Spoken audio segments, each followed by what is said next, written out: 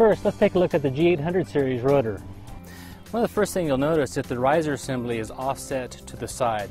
Putting it to the offset like this allows us to provide a flange compartment area to house all the key components that would normally be subsurface with a rotor. Another reason that it's offset is this allows us to still retain a circular flange on the top of the rotor. This is really key from a customer perspective because that allows them to use the weed eater type of trimming devices that will keep the turf clear away from the flange. On the flange compartment lid here, you can see the on-off auto selector. To this side, you see the recessed area for yardage marker capabilities. This recessed type is standard from the factory and allows you to use the placard style of yardage markers. Also available from the factory is a totally raised area here where the yardage marker companies can direct engrave yardage markers to the plastic. This is becoming the more popular style of yardage marker. Okay, let's take a look at what's inside the flange compartment.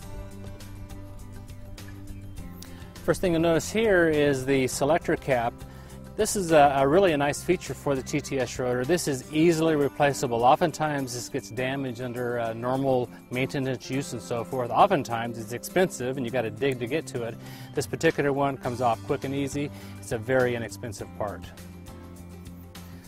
Okay, next inside here is the adjustable pressure regulator.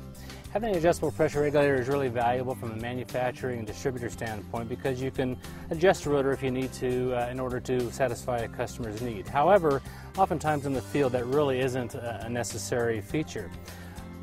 It is important to have in a rotor, but you want it really out of sight, out of mind, and we can do that with this flange compartment. You really don't want it up on the upper surface where an untrained worker or perhaps a golfer trying to shut off a rotor might accidentally change your pressure regulation setting. So with the TTS rotor, it's tucked away, out of sight, out of mind.